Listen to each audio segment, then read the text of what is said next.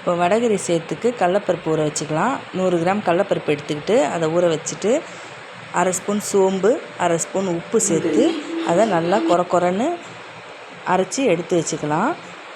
ஒரு இட்லி பாத்திரம் எடுத்து அதில் நம்ம அரைச்சி வச்ச அந்த மாவு எடுத்து நல்லா போட்டு வேக வச்சு எடுத்துக்கலாம். நல்லா இட்லி போடுற மாதிரி நல்லா போட்டுட்டு ஒரு 10 நிமிஷம் வேகணும். வெந்த பிறகு மூடி வச்சிடலாம்.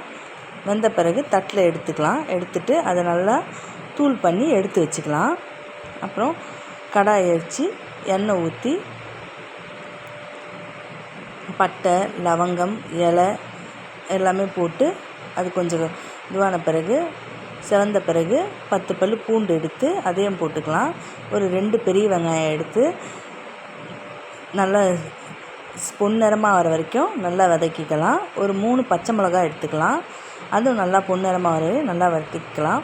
தக்காளி ஒரு பெரிய தக்காளியாக 1 எடுத்து போட்டுக்கலாம். போட்டு அதுவும் நல்லா வேக வச்சுக்கலாம்.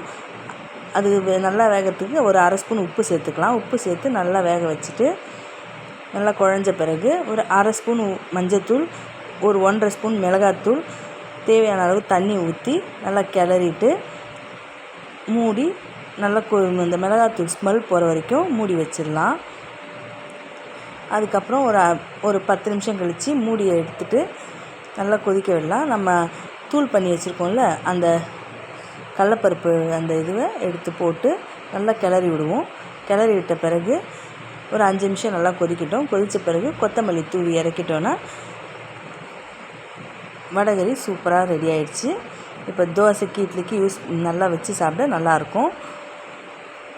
நீங்களும் சாப்பிட்டு பார்த்துட்டு எப்படி இருக்குன்னு சொல்லி கமெண்ட் பண்ணுங்கள், ஷேர் பண்ணுங்கள், லைக்